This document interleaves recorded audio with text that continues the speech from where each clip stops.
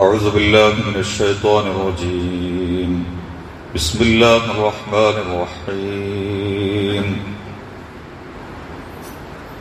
إنما يعمر مساجد الله من آمن بالله واليوم الآخر وأقام الصلاة وآتى الزكاة ولم يخش إلا الله فعسى أولئك أن يكونوا من المهتدين. صدق الله العلي العظيم وصدق وبلغ رسوله النبي الكريم. إن أريد إلا الإصلاح ما استطعت وما توفيقي إلا بالله عليه توكلت وإليه أنيب. رب اشرح لي صدري ويسر لي أمري واحلل عقدة من لساني يفقهوا قولي.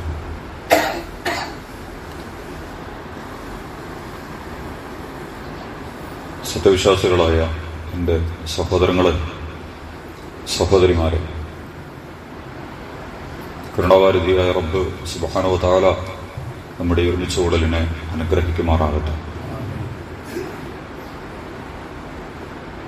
മസ്ജിദ്, പള്ളി ഇസ്ലാമിൻ്റെ കേന്ദ്രമാണ്, അതിൻ്റെ ഹൃദയമാണ്, മസ്തിഷ്കമാണ്, അല്ലെങ്കിൽ അതിൻ്റെ റൂഹ്, ജീവനാണ്. അതിൻ്റെ ഭൗതിക ജീവിതത്തിൻ്റെ തുടിപ്പാണ്, ഹൃദയമാണ് പള്ളി എന്ന് പറയുന്നത്.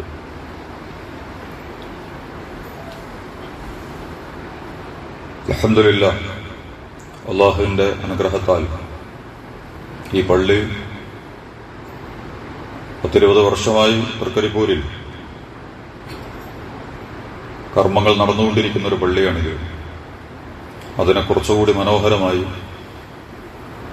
ഗംഭീരമായി പുനരുദ്ധാരണ പ്രവർത്തനങ്ങൾക്ക് ശേഷം ഇന്ന് വീണ്ടും പുതിയ രൂപത്തിലും ഭാവത്തിലും സൗന്ദര്യത്തിലും ഗാംഭീര്യത്തിലും വിശ്വാസികൾക്ക് വേണ്ടി ഈ പള്ളി തുറന്നുകൊടുത്തിരിക്കുകയാണ്. നമ്മളൊക്കെ ഏതെങ്കിലും ഒരു പള്ളിയുമായി ബന്ധപ്പെട്ടുകൊണ്ട് ജീവിച്ചുകൊണ്ടിരിക്കുന്നവരാണ്. ഉമ്മ പോലെ, ഉപ്പയെ പോലെ, ഇണയെ പോലെ, മക്കളെ പോലെ, വീടിനെ പോലെ നമ്മുടെ വ്യക്തിജീവിതത്തിൽ നമുക്കൊരു പള്ളിയുമായി നിർബന്ധിതമായ ബന്ധങ്ങളുണ്ട്. അത് ഏത് പള്ളിയുമാവാം. ഏത് പള്ളിയിലാണോ, ഏത് പള്ളിയോടാണോ നിങ്ങളുടെ ഹൃദയവും ശരീരവും ഒക്കെ ബന്ധപ്പെട്ട് കിടക്കുന്നത്, ആ പള്ളിയെയും ആ പള്ളിയുടെ നന്മകളെയും മൂല്യങ്ങളെയും അതുയർത്തുന്ന സന്ദേശങ്ങളെയും അതിൻ്റെ ഉത്തരവാദിത്തങ്ങളെയും ബാധ്യതകളെയും നിലപാടുകളെയും നടപടികളെയും ഒക്കെ പ്രതിനിധീകരിക്കുന്നതിൽ, പ്രയോഗിക്കുന്നതിൽ അല്ലാഹുവിൻ്റെ വിധിവിലക്കുകളെ വളരെ ഗൗരവത്തോടുകൂടി സൂക്ഷിക്കണം, പാലിക്കണമെന്ന് ഈ സന്ദർഭത്തിൽ എന്നോടും എൻ്റെ സഹോദരങ്ങളായ നിങ്ങളോടും ഉണർത്തുന്നു, വസിയ്യത്ത് ചെയ്യുന്നു. എല്ലാ അമാനത്തുകളും എല്ലാ കരാറുകളും അതിൻ്റെ പൂർണ്ണതയിലും ഭംഗിയിലും നിർവഹിക്കാൻ അല്ലാഹു നമ്മെ ഓരോരുത്തരെയും തൗഫീഖ് നൽകി അനുഗ്രഹിക്കുമാറാകട്ടെ.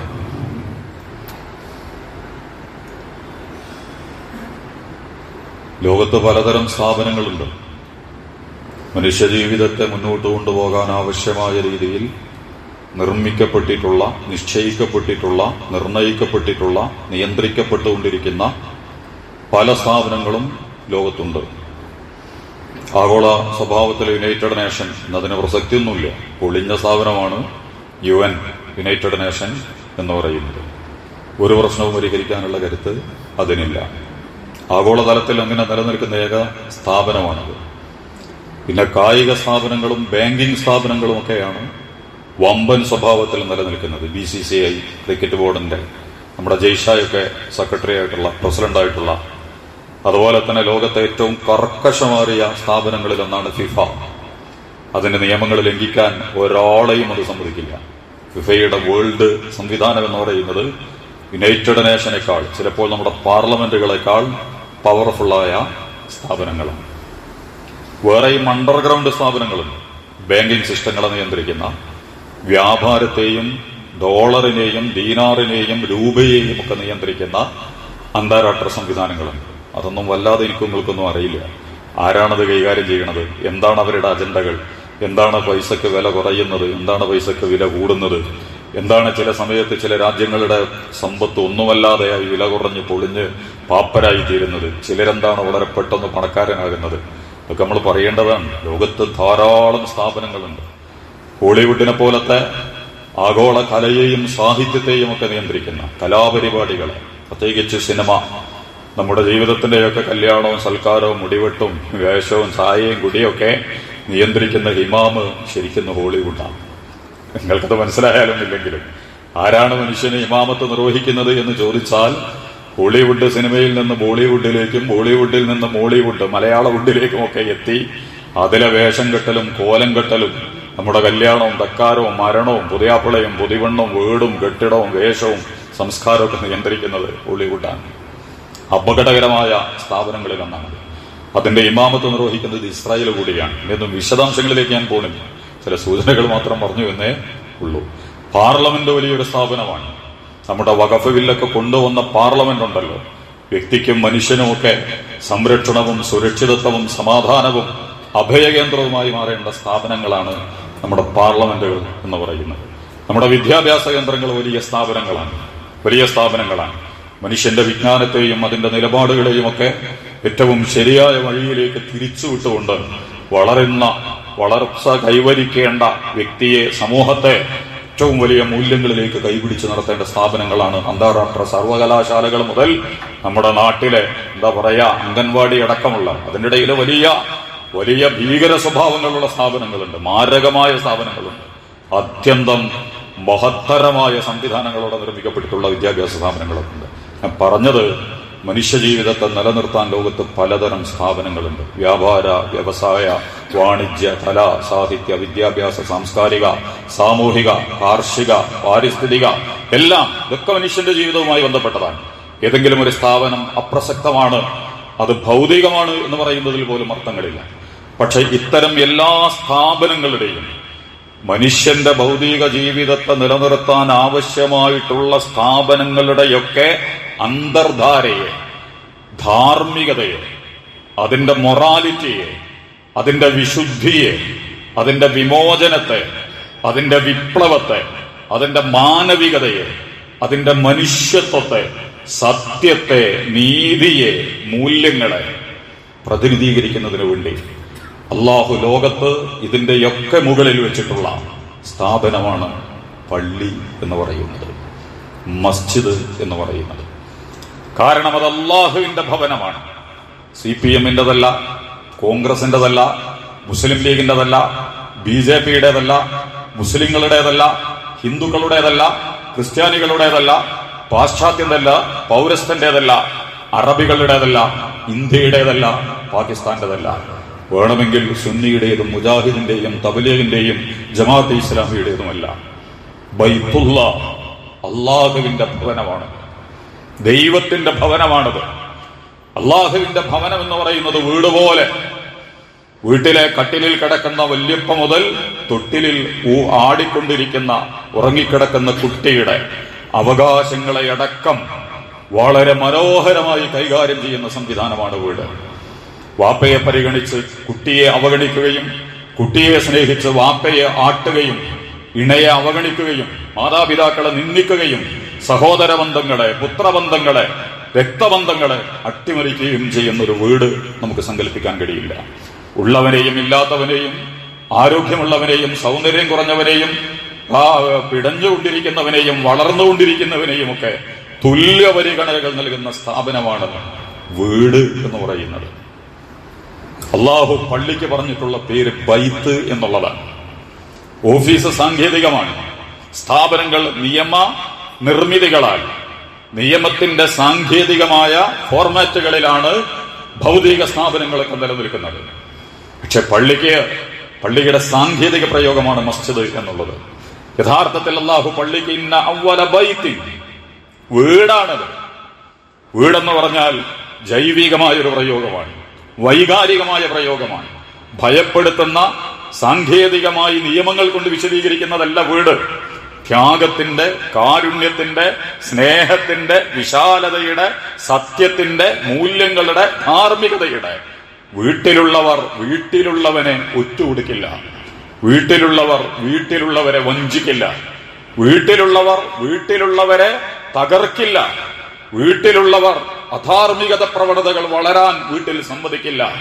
വീട്ടിലുള്ളവർ എല്ലാ നന്മയുടെയും വളർത്തു കേന്ദ്രമാക്കാൻ വീട്ടിനെ ആഗ്രഹിക്കും. വീട്ടിൽ വാപ്പ മക്കളെ സ്നേഹിക്കുന്നത് നിയമത്തിന്റെ അടിസ്ഥാനത്തിലല്ല. മക്കൾ വാപ്പയോടും ഉമ്മയോടും സ്വഹാബത്ത് ഇടപാടുകൾ, കടപ്പാടുകൾ നിർവഹിക്കുന്നത് നിയമ സ്വഭാവത്തിൽ വിശദീകരിക്കപ്പെടുന്നത് കൊണ്ടല്ല. പാർലമെന്റിൽ ഒരു പുതിയ ബില്ല് വന്നതിന്റെ അടിസ്ഥാനത്തിൽ, നിയമസഭ പാസാക്കിയതിന്റെ അടിസ്ഥാനത്തിൽ, പഞ്ചായത്ത് അംഗീകരിച്ചതിന്റെ അടിസ്ഥാനത്തിൽ, പ്രധാനമന്ത്രി നിയമം നടത്തി വാർഡ് മെമ്പറിലേക്ക് അത് എത്തുകയും അങ്ങനെ വീട്ടിൽ നിയമമായി മാറുകയും ചെയ്യുന്നതല്ല മാതാപിതാക്കളോടും മക്കളോടും കുടുംബത്തിനോടുമൊക്കെയുള്ള സ്നേഹം എന്ന് പറയുന്നത്. ഇതാണ് വീട് എന്ന് പറയുന്നത്. ആ വിശാലമായ വീടുകളുടെ മാനവികമായ ഉദ്ദേശങ്ങളെ, മൗലികമായ ഉദ്ദേശങ്ങളെ നിർവഹിക്കുന്ന ലോക വീടാണ് മസ്ജിദുൽ ഹറാം. ആ മസ്ജിദുൽ ഹറാമിന് അള്ളാഹു നൽകിയിട്ടുള്ള പേരാണ് ബൈത്ത്. ഇന്ന അവ്വല ബൈത്തിൻ, ഇതാദ്യത്തെ വീടാകുന്നു. വുദിഅ ലിന്നാസ്, ജനങ്ങൾക്ക് വേണ്ടിയുള്ള. പ്രയോഗങ്ങളൊക്കെ വളരെ സൂക്ഷ്മമാണ്. പുതിയ കാലത്തെ മുസ്ലിം സമുദായം വളരെ ഗൗരവത്തോടുകൂടി പഠിക്കേണ്ട ഭാഗങ്ങളാണ് അതൊക്കെ. വുദിഅ ലിൽ മുസ്ലിമീൻ, വുദിഅ ലിൽ സുന്നിയീൻ, ലിൽ മുജാഹിദീൻ, ലിൽ തബ്ലീഗിയീൻ, ലിൽ ജമാഅത്ത് ഇസ്ലാമിയീൻ, ലിൽ അറബിയീൻ, ലിൽ ഹിന്ദൂക്കിയീൻ എന്നൊന്നുമല്ല ഖുർആൻ പറഞ്ഞത്. ഇത് ജനങ്ങൾക്ക് വേണ്ടിയുള്ള ഭവനമാകുന്നു. വിശദാംശങ്ങൾ ആവശ്യമുള്ളതാണ്. അത് മുഴുവൻ പറഞ്ഞു തീർക്കേണ്ട ഒരു വേദിയല്ല ഇത് എന്നുള്ളത് കൊണ്ട് അതിലേക്ക് ഞാൻ കടന്നു പോകുന്നില്ല. അതുകൊണ്ട് പള്ളി വളരെ ഗൗരവതരമായ സ്ഥാപനമാണ്. ഒരു മനുഷ്യൻ അവന്റെ വീട് എത്രമാത്രം സോഷ്യൽ സെക്യൂരിറ്റിയുടെ കേന്ദ്രമാണോ എന്നതുപോലെ മനുഷ്യ സമൂഹത്തിന് സാമൂഹിക സംരക്ഷണത്തിന്റെ ഏറ്റവും വലിയ സ്ഥാപനമാണ് പള്ളി എന്ന് പറയുന്നത്. പാർലമെന്റ് പതറിയാൽ, ആരാധനാ കേന്ദ്രങ്ങൾ തകർന്നു തരിപ്പണമായാൽ, വിദ്യാഭ്യാസങ്ങൾ അതിന്റെ അതിര് ലംഘിച്ചാൽ, ശാസ്ത്രവും സമ്പത്തും സാമൂഹിക സംവിധാനങ്ങളുമൊക്കെ നെറികെട്ട രീതികൾ സ്വീകരിച്ചാൽ പറ്റില്ല, അരുത്, സമ്മതിക്കില്ല എന്ന് പറയുന്നതിനുള്ള ലോകത്തിലെ അത്യുജ്വല സ്ഥാപനമാണ് പള്ളി എന്ന് പറയുന്നത്. ഞാൻ അവസാനിപ്പിക്കുന്നു. ഇതിനെന്താ പറയാന്ന് പറയുന്നത്? ഈ നിൽക്കുന്ന സ്ഥലത്തിന് മെഹ്റാബ്, ഹർബ് എന്ന് പറഞ്ഞാൽ യുദ്ധം എന്നാണ് അർത്ഥം. പറയാം നിങ്ങൾക്ക്. ഹർബ് എന്ന് പറഞ്ഞാൽ യുദ്ധം, ഇസ്ലാം എന്ന് പറഞ്ഞാൽ സമാധാനം എന്നാണ്.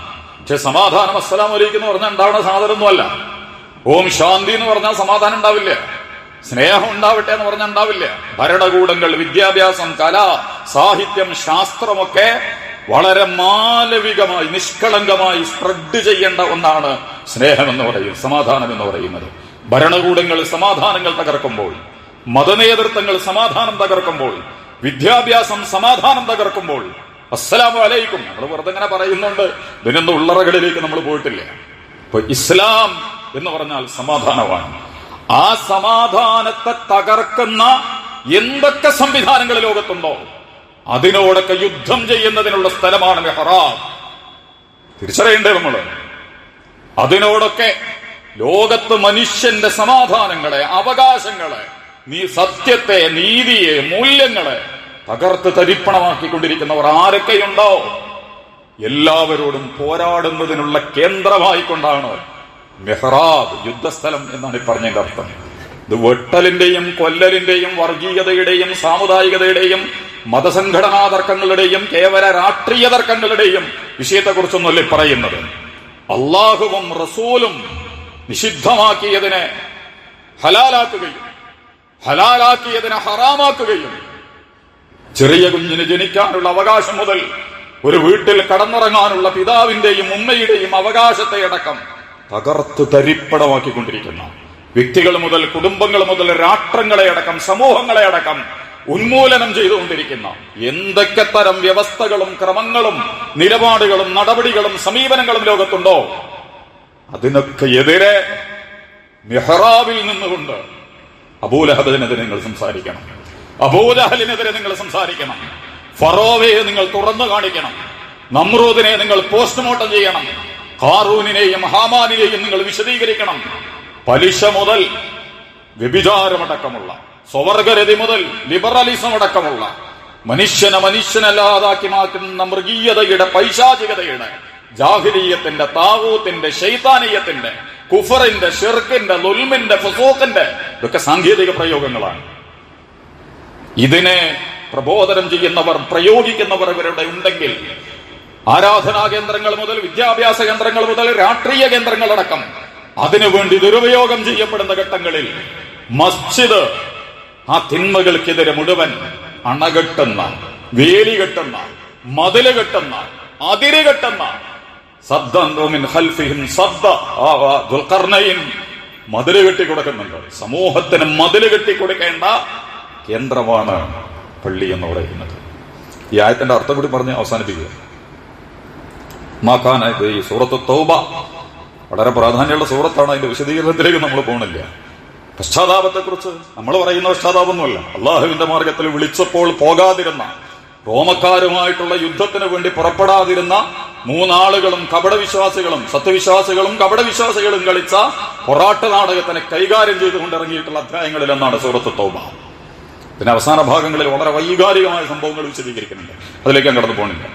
ഈ സൂറത്തിൽ 18, 19, 17, 18, 19 ആയത്തുകൾ. ഇത് മുഴുവൻ എനിക്ക് വിശദീകരിക്കാൻ നേരമില്ല. നിങ്ങൾ വീട്ടിൽ പോയിട്ട് നിങ്ങൾ പരിശോധിക്കുക. മാഖാനൽ മുശ്രിക്കീൻ, സത്യനിഷേധികൾക്ക്, മുശ്രികൾക്ക് അർഹതയില്ല. മുശ്രിക്ക് സാങ്കേതിക പദമാണ്. അള്ളാഹുവിന് നൽകേണ്ടതിന് ഓഹരി വെച്ച് പലർക്കും കൊടുക്കുന്നതിനാണ് ശിർക്ക് എന്ന് പറയുക. എല്ലാം അള്ളാഹുവിനാണ് കൊടുക്കേണ്ടത്.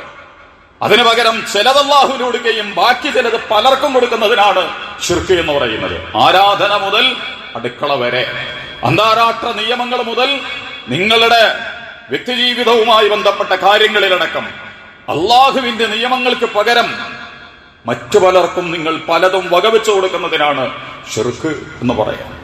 മാഖാനലിൽ മുശ്രിക്കീൻ. അതുകൊണ്ട് മുശ്രിക്കീങ്ങൾക്ക് പറ്റില്ല അയ്യഅ്മുറു മസാജിദല്ലാഹ്, അള്ളാഹുവിന്റെ പള്ളികളെ പരിപാലിക്കുക എന്ന് പറയുന്നത് അവർക്ക് ഏൽപ്പിച്ചു കൊടുക്കേണ്ട പണിയല്ല. ഇന്ന് മുശ്രിക്കുകളും കാഫറുകളും മുനാഫിക്കുകളും ളാലിമുകളും ഫാസിക്കുകളും ഒക്കെ ആരാധനാ കേന്ദ്രങ്ങളെ, അമ്പലവും പള്ളിയും ചർച്ചും ഒക്കെ കൈകാര്യം ചെയ്തുകൊണ്ടിരിക്കുന്ന കാലത്താണ് നമ്മൾ ജീവിക്കുന്നത്. വിശദീകരണങ്ങൾ ഞാൻ വിടുന്നു. അത് അയോധ്യയാണെങ്കിലും ശരി, വേറെ ഏത് സ്ഥാപനമാണെങ്കിലും ശരി, അപകടകാരികൾ ആരാധനാ കേന്ദ്രം എന്നുള്ള പ്രയോഗത്തിന് പരിമിതിയുണ്ട്. ഖുർആൻ അങ്ങനെ പ്രയോഗിച്ചിട്ടില്ല. ഞാൻ പറഞ്ഞല്ല, ബൈത്ത്, മസ്ജിദ് എന്നൊക്കെയാണ് പ്രയോഗിച്ചിട്ടുള്ളത്. അതിന്റെ അർത്ഥങ്ങളിലേക്ക് നിങ്ങൾ ഇറങ്ങി വന്നാൽ ആരാധനാ കേന്ദ്രം എന്നുള്ള അർത്ഥത്തിലല്ല അള്ളാഹു അത് വിശദീകരിച്ചിട്ടുള്ളത്. അതിലേക്ക് ഞാൻ ഇപ്പൊ കിടന്ന് പോണില്ല. പക്ഷെ ഇതൊക്കെ ഇന്ന് പലരും അള്ളാഹ് ഇവിടെ പ്രഖ്യാപിക്കുക, ഈ മസ്ജിദുകൾ മനുഷ്യരുടെ നിലനിൽപ്പിന്റെ കേന്ദ്രങ്ങൾ ഇത്തരം ആളുകളുടെ കയ്യിൽ വരാൻ പാടില്ല. ഷാഹിദീൻ അലാ അൻഫുസിഹിം ബിൽ കുഫർ, ധിക്കാരത്തിന്റെയും നന്ദികേടിന്റെയും അക്രമത്തിന്റെയും സാക്ഷികളാണവർ. അവരുടെ രാഷ്ട്രീയവും അവരുടെ മതവും അവരുടെ സാമ്പത്തികവും വിദ്യാഭ്യാസവും കലയും സാഹിത്യവും പരിസ്ഥിതിയും കൃഷിയും കുടുംബവും സദാചാരവും ഒക്കെ നന്ദികേടാണ്, അക്രമമാണ്, കുഫ്റാണ്. അതിനാണ് കുഫർ എന്ന് പറയുന്നത്. ആ കുഫറിനെ പ്രതിനിധീകരിക്കുന്നവർ ഇതിന്റെ ഉത്തരവാദിത്തങ്ങൾ ഏറ്റെടുക്കുന്നത്. ഉലൈക ഹബിതത് അഅമാലുഹും, കണ്ടാൽ അവരുടെ പ്രയോഗം വലുതാണ്. അറബിയിലെ ഹബിത എന്ന് പറഞ്ഞാല് ഈ പഴയ കാലത്ത് നിങ്ങൾക്ക് അറിയില്ല, ഈ ആട് ഒക്കെ റബ്ബർ ഉണ്ടല്ലോ, ഇവിടേക്ക് റബ്ബറിന്റെ ഇല തിന്നു കഴിഞ്ഞാല് വയറ് വീർത്തിട്ട് ചത്തുപോകും. അപ്പൊ നമ്മള് പെട്ടെന്ന് കണ്ടാൽ എന്താ തോന്നുന്നു, ആട് തടി നന്നായിരിക്കുന്നു എന്നാ തോന്നുന്നത്. കാരണം ആ റബ്ബറിന്റെ ഇല തിന്നിട്ട് നല്ല തടിച്ച് വയറ് വീർത്ത് ബലൂണ് പോലെ ചേർത്തിട്ട് ആട് ചത്തുപോവാണ്. കുഫറിന്റെയും ഷിർക്കിന്റെയും പ്രവർത്തനം എങ്ങനെയാണ്? കണ്ടാൽ തടിച്ചതും കൊഴുത്തതും മാംസളവും എന്താ പറയാ, നല്ല ജിംനാസ്റ്റിക് ബോഡിയൊക്കെ ഉള്ളതായിരിക്കും. പക്ഷെ ഉലൈക ഹബിതത് അഅമാലുഹും, എത്ര വലിയ പ്രൊജക്ട് ആണെങ്കിലും ശരി, അത് പരാജയപ്പെട്ടതാണ്. അഅമാലുഹും, അവരുടെ പ്രവർത്തനങ്ങൾ. ഫിന്നാരിഹും ഖാലിദൂൻ, നരകത്തിലേക്കാണ് അവർ വരാൻ പോകുന്നത്. ഇത് പറഞ്ഞിട്ടല്ല പറയുന്നു, ഇന്നമാ യഅ്മുറു മസാജിദല്ലാഹ്, അള്ളാഹുവിന്റെ പള്ളികൾ പരിപാലിക്കേണ്ടത്. ഇമാറത്തിന് കുറെ അർത്ഥങ്ങളുണ്ട്, അതിലേക്ക് ഞാൻ പോണില്ല. മൻ ആമന ബില്ലാഹി വൽ യൗമിൽ ആഖിർ, അള്ളാഹുവിനെയും അന്ത്യദിനത്തിനെയും ഭയപ്പെടേണ്ടവരാണ് പള്ളികളെ പരിപാലിക്കേണ്ടവർ. വഖാമ സ്വലാഹ്, അവർ നമസ്കാരം നിലനിർത്തുന്നു. വേറെ ആരുടെയെങ്കിലും എന്തിനെയെങ്കിലും നിലനിർത്താൻ നടക്കുന്നവരല്ല അവർ. നമസ്കാരം പ്രതിനിധീകരിക്കുന്ന നന്മകൾ എന്താണോ ആ നന്മകളെ മുഴുവൻ നിലനിർത്തുന്നതിന് വേണ്ടി ശ്രമിച്ചുകൊണ്ടിരിക്കുന്നവരാണവർ. സാമ്പത്തിക വിശുദ്ധിക്ക് വേണ്ടി സമ്പത്ത് ചെലവഴിക്കൽ, സമ്പത്ത് കൈവരിക്കൽ, സമ്പത്ത് വിതരണം ചെയ്യൽ, സമ്പത്തിന്റെ വ്യാവഹാരിക വാണിജ്യ വ്യാപാര എല്ലാ നിയമങ്ങളിലും വിശുദ്ധി പുലർത്തുന്നവരാണവർ. നല്ലോണം വിശദാംശങ്ങൾ ആവശ്യമുള്ളതാ. അള്ളാഹുവിന്റെ പള്ളികൾ പരിപാലിക്കുന്നവർ വലം യഖ്ശയില്ലല്ലാഹ്, അള്ളാഹിനെ മാത്രമേ അവർക്ക് പേടി. അവരുടെ റബ്ബിനൊന്നും പേടിണ്ടാവില്ല, നരേന്ദ്രമോദിനെ പേടിണ്ടാവില്ല, പിന്നെ രാഷ്ട്രീയം പറയുന്നില്ല, പിണറായിനെ പേടിണ്ടാവില്ല, അവർക്ക് അറബികളെ പേടിണ്ടാവില്ല, അവർക്ക് അമേരിക്കയെ പേടിണ്ടാവില്ല, അവർക്ക് സുന്നിനും മുജാഹിദിനും ജമാഅത്തിനും കോൺഗ്രസിനും CPM ഒന്നും പേടിക്കില്ല. അവർ പറയാനുള്ളത് അവർ പറയും. വലം യഖ്ശയില്ലല്ലാഹ്, അള്ളാഹുവിനെ മാത്രമേ അവർക്ക് പേടിയുണ്ടാവൂ. അള്ളാഹു അനുഗ്രഹിച്ചാൽ അവർ നന്മയിലേക്ക്, സന്മാർഗത്തിലേക്ക് എത്തിപ്പെട്ടേക്കാം. ഇൻഷാ അല്ലാഹ് ഞാൻ അവസാനിപ്പിക്കുന്നു. ഞാൻ ഈ പറഞ്ഞതിൽ ഈ പള്ളിയുടെ ഉദ്ദേശങ്ങൾ, അതിന്റെ ഉള്ളടക്കങ്ങൾ ഒക്കെ എന്റെയും നിങ്ങളുടെയും മനസ്സിലുണ്ടാവും. കരുണാവാരിധി അള്ളാഹു ഈ പള്ളി മാത്രമല്ല, മുസ്ലിം സംഘടനകളൊക്കെ മത്സരിച്ച് പള്ളി ഉണ്ടാക്കിക്കൊണ്ടിരിക്കുന്ന ഒരു കാലത്താണ് നമ്മളുള്ളത്. ഈ എല്ലാ പള്ളികളും മനുഷ്യന്റെയും ഇസ്ലാമിന്റെയും ധാർമ്മികതയുടെയും വികസന കേന്ദ്രങ്ങളായി മാറാൻ, നന്മയുടെ കേന്ദ്രങ്ങളായി മാറാൻ, ഒരു വീട് പോലെ മനുഷ്യന് സുരക്ഷിതത്വം കൊടുക്കുന്ന നന്മയുടെ പ്രഭവ കേന്ദ്രങ്ങളായിട്ട് മാറാൻ ഈ പള്ളിയെയും നമ്മുടെ എല്ലാ പള്ളികളെയും കരുണാവാരിധി അല്ലാഹു തൗഫീഖ് നൽകി അനുഗ്രഹിക്കുമാറാകട്ടെ.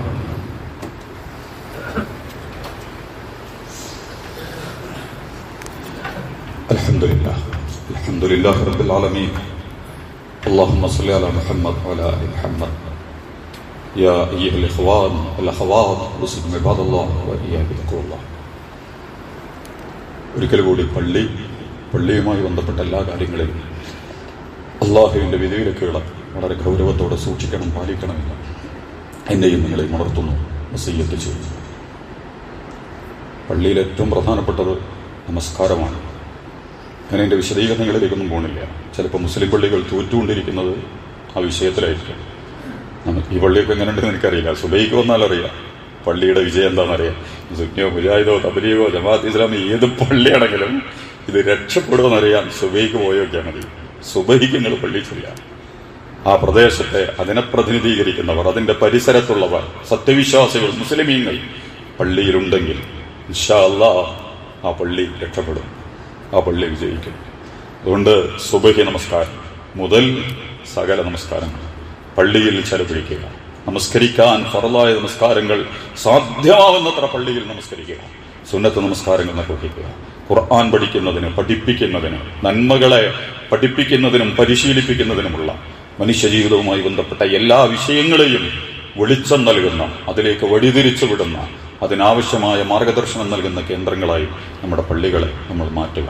നമസ്കാരം കൊണ്ടും ഖുർആൻ കൊണ്ടും തസ്ബീഹുകളും തഹ്ലീലുകളും തഹ്മീദുകളും തദ്കീറുകളുമൊക്കെയായി നമ്മുടെ പള്ളികളെ നമ്മൾ നിറഞ്ഞ് കവിഞ്ഞ് മുറുകെ പിടിച്ച് പള്ളികളിലൂടെ വഖഫ് ബില്ല് മുതൽ ബൈത്തുൽ മുഖദ്ദസ് മുതൽ ബാബരി മസ്ജിദ് അടക്കമുള്ള പള്ളികളെയാണ് വഖഫ് ടാർഗറ്റ് ചെയ്യാൻ പോകുന്നത്. പള്ളി പൊളിയാന്ന് പറഞ്ഞാൽ വീട് തകരുന്നത് പോലെയാണ്. വീട് തകർന്നാൽ വ്യക്തി തകർന്നു, പിന്നീട് അവൻ അതിജീവിക്കാൻ വളരെ വലിയ പ്രയാസമായിരിക്കും.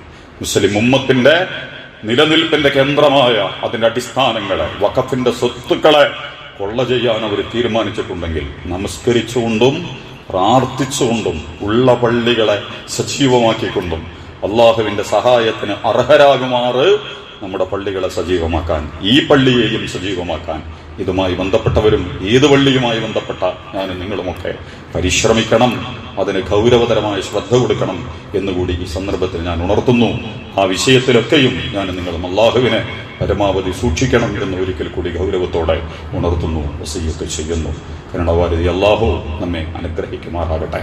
റഹ്മാനും റഹീമുമായ നാഥ, എല്ലാ പള്ളികളുടെയും മൂല്യങ്ങളെ മുറുകെ പിടിച്ച് മുന്നോട്ട് പോകാൻ നീ ഞങ്ങളെ സഹായിക്കുമാറാകണമേ തമ്പുരാനെ. മസ്ജിദുൽ ഹറാം, മസ്ജിദുൽ നബവി, മസ്ജിദുൽ അഖ്സ, ഈ 3 പള്ളികളുടെയും മൂല്യങ്ങളെ പ്രതിനിധീകരിക്കുന്നതായി ഞങ്ങളുടെ നാട്ടിലുള്ള എല്ലാ പള്ളികളെയും നീ ഞങ്ങൾക്ക് നൽകി അനുഗ്രഹിക്കണേ. റഹ്മാനെ റഹീമേ, യാ ഹയ്യു യാ ഖയ്യൂം. കരുണാവാരിധിയായ റബ്ബേ, ഈ പള്ളി മാത്രമല്ല എല്ലാ പള്ളികളെയും ശൈഥില്യത്തിന്റെയും ഛിദ്രതയുടെയും അനൈക്യത്തിന്റെയും കേന്ദ്രങ്ങളായി മാറുന്നതിന് പകരം മുസ്ലിം വ്യക്തികൾക്കും മുസ്ലിം സംഘടനകൾക്കും മുസ്ലിം സമുദായത്തിനും നാട്ടിലുള്ള മനുഷ്യർക്ക് മുഴുവൻ തണലും കുളിരും തലോടലുമാകുന്ന രീതിയിൽ ഞങ്ങളുടെ പള്ളികളെ കൈകാര്യം ചെയ്യാനുള്ള അറിവും കഴിവും സൗകര്യങ്ങളും നൽകി ഞങ്ങളെയൊക്കെ നീ അനുഗ്രഹിക്കണേ. റഹ്മാനെ, നീ ഞങ്ങളെ തുണക്കുമാറാകണമേ തമ്പുരാനെ. പള്ളിയുമായി ബന്ധപ്പെട്ട വിഷയത്തിൽ, നമസ്കാരവുമായി ബന്ധപ്പെട്ട വിഷയത്തിൽ, ഖുർആനുമായി ബന്ധപ്പെട്ട വിഷയത്തിൽ ധാരാളം പിഴവുകളും പോരായ്മകളും സംഭവിച്ചുകൊണ്ടിരിക്കുന്നവരാണ് നിങ്ങൾ. അല്ലാഹു, നീ ഞങ്ങളോട് പൊറുക്കണേ നാഥ, നീ ഞങ്ങളോട് കരുണ കാണിക്കണേ റഹ്മാനെ. നീ വിട്ടുവീഴ്ച ചെയ്യുന്നവനാണ്, മാപ്പ് നൽകുന്നവനാണ്, മായ്ച്ചു കളയുന്നവനാണ്, ഇല്ലായ്മ ചെയ്യുന്നവനാണ്. തിന്മകൾക്ക് പകരം നന്മകൾ പകരം നൽകുന്നവനാണ്. ഞങ്ങളുടെ തിന്മകളെയൊക്കെ മായ്ച്ചു കളഞ്ഞ് നന്മകൾ പകരം നൽകി ഞങ്ങളെ, ഞങ്ങളുടെ ഉപ്പ ഉമ്മ, ഞങ്ങളുടെ ഇണകൾ, ഞങ്ങളുടെ കുട്ടികൾ, ഞങ്ങളുടെ ഉസ്താദുമാർ, ഞങ്ങൾക്ക് വേണ്ടപ്പെട്ട എല്ലാവരെയും നീ അനുഗ്രഹിക്കടേ റഹ്മാനെ. കരുണ കാണിക്കണേ തമ്പുരാനെ. അല്ലാഹുവേ നീ പൊറുക്കടേ റഹ്മാനെ. നീ ഞങ്ങളോട് കരുണ കാണിക്കുമാറാകണമേ തമ്പുരാനെ. ഞങ്ങൾ ഇന്ത്യൻ മുസ്ലിമീങ്ങൾ വലിയ പരീക്ഷണത്തിന്റെ അകത്തളങ്ങളിലേക്ക് എടുത്തെറിയപ്പെട്ടുകൊണ്ടിരിക്കുകയാണ്. ഞാൻ തീവ്രവാദാക്രമണത്തിലേക്ക് നമ്മൾ പോയിട്ടില്ല. പൊറാട്ട് നാടകങ്ങൾ, കപട നാടകങ്ങൾ, പൊള്ള നാടകങ്ങൾ സൃഷ്ടിച്ചെടുത്തു ഈ രാജ്യത്തെ വഞ്ചിച്ചുകൊണ്ടിരിക്കുന്ന കാപട്യത്തിന്റെയും നീതി നിഷേധത്തിന്റെയും സത്യത്തിന്റെയും എതിരാളികളായ അധികാരി വർഗങ്ങളെ നീ തകർക്കടേ തമ്പുരാനെ. അവരെ നീ ശിഥിലമാക്കടേ തമ്പുരാനെ. അവരുടെ കാപട്യങ്ങളെയും കുതന്ത്രങ്ങളെയും അതിജീവിക്കാനുള്ള കരുത്ത് ഇന്ത്യൻ മുസ്ലിമീങ്ങൾക്കും ഇന്ത്യയിലെ പൊതുസമൂഹത്തിനും നൽകി നീ അനുഗ്രഹിക്കടേ തമ്പുരാന്. നിരപരാധികളായ മനുഷ്യരുടെ ജീവൻ കൊണ്ട് കളിച്ച് ഈ രാജ്യത്തെ അപമാനിച്ചുകൊണ്ടിരിക്കുന്നവർ ആരാണെങ്കിലും ശരി, അത് തുറന്നു കാണിക്കാനും അതിനെതിരെ എഴുന്നേറ്റ് നിൽക്കാനുമുള്ള ആർജവവും അഭിമാനവും അന്തസ്സും നൽകി ഇന്ത്യൻ മുസ്ലിമീങ്ങളെയും എല്ലാവരെയും നീ തുണക്കടേ റഹ്മാനെ. ബാബരി മസ്ജിദ് മുതൽ വഖഫ് ബില്ലടക്കമുള്ളതിൽ ഞങ്ങളെ നിന്ദിക്കാൻ, ഞങ്ങളെ നിസ്സഹായരാക്കാൻ, ഞങ്ങളെ ഒന്നുമല്ലാതാക്കാൻ ആഗ്രഹിച്ചുകൊണ്ടാണ് അവർ വന്നുകൊണ്ടിരിക്കുന്നത്. കരുണാവാരതിയായ റബ്ബേ, ചെറുക്കാനുള്ള, തടുക്കാനുള്ള, തടയിടാനുള്ള, പ്രതികരിക്കാനും പ്രതിരോധിക്കാനുമുള്ള കരുത്തു നൽകി മുസ്ലിം ഉമ്മത്തിനെ, അതിന്റെ പണ്ഡിതന്മാരെ, അതിന്റെ നേതൃത്വങ്ങളെ, അതിന്റെ സമുദായത്തെ നീ അനുഗ്രഹിക്കടേ തമ്പുരാനെ. ഞങ്ങൾ ജീവിച്ചിരിക്കുന്ന കാലങ്ങളിൽ ഞങ്ങളുടെ നാട്ടിലെ പള്ളികളും ഞങ്ങളുടെ സ്ഥാപനങ്ങളും ഒക്കെ അന്യാധീനപ്പെടുകയും തകർക്കപ്പെടുകയും ചെയ്യുന്ന നിന്ദ്യവും നിസ്സഹായവുമായ കാഴ്ചകളിൽ നിന്ന് അല്ലാഹുവേ നീ ഞങ്ങളെ കാത്തുരക്ഷിക്കുമാറാകണമേ തമ്പുരാനെ. അല്ലാഹുവേ നീ ഞങ്ങളോട് കരുണ കാണിക്കടേ തമ്പുരാനെ. ഞങ്ങളുടെ ഈ കൂട്ടത്തിൽ തന്നെ പലതരം ആളുകളുണ്ട്.